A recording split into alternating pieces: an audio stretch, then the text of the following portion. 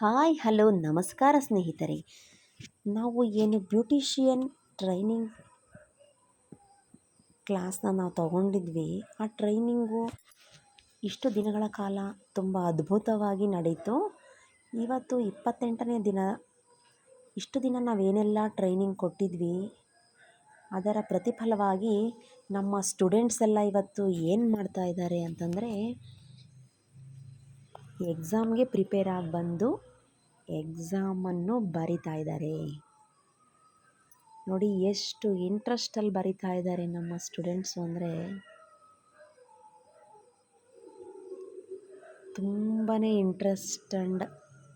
ತುಂಬಾ ಇಂಟ್ರೆಸ್ಟಾಗಿ ಅವರಿದ್ದಾರೆ. ಎಕ್ಸೈಟಾಗಿ ನಾವಿದ್ದೀವಿ ಏನೆಲ್ಲ ಬರೀತಾರೆ ಆನ್ಸರ್ಸು ಅಂತ. ನಾವು ಈ 27 ದಿನಗಳ ಕಾಲ ನಾವೇನು ಟ್ರೈನಿಂಗ್ ಕೊಟ್ಟಿದ್ವಿ ಅಷ್ಟು ದಿನದ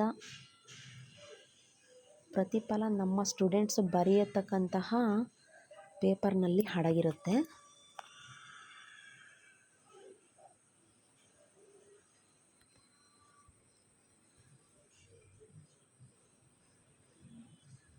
ನೋಡಿ, ಒಬ್ಬ ಮೇಡಮ್ ಕ್ವಶನ್ ಅರ್ಥ ಆಗಿಲ್ಲ ಅಂತ ಬಂದು ಕೇಳ್ತಿದ್ದಾರೆ.